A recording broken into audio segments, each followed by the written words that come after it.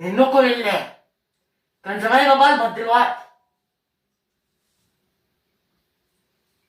نسيت اقول لكم. قلت يا ام لواليس انت مش هتوديني خلاص؟ هاتيلي حل. ابلبط فين؟ انا عايز حل. قالت لي روح من البانيو وبلبط فيه زي ما انت عايز للصبح. قلت لها مش هياخدني، انا طويل. قالت لي ماليش دعوه، كش نفسك كده، كش رجلك، مش مسؤوليتي.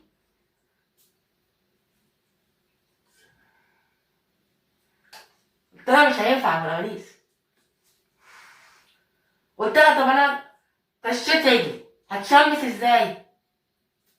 قالت لي اطلع البلكونه، اول لما الشمس في الظهر كده تبقى هتحرقك واطلع تشمس زي ما انت عايز.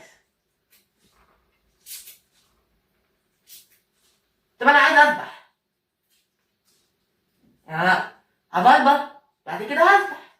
هقعد ابلبط انا بعد كده هذبح. قلت لي من المطبخ ده كله ميه كده غرقه وبلبط فيه زي ما انت عايز واذبح زي ما انت عايز. اعتبر عندك بحر.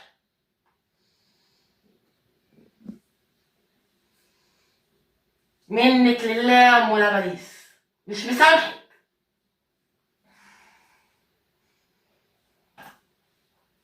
انت قوموا شرشوح.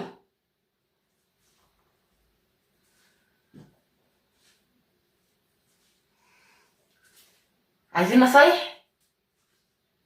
هديكوا نصايح؟ لا مش هديكوا. هديكوا مش هديكوا. هديكوا ولا ما اديكوش؟ يلا.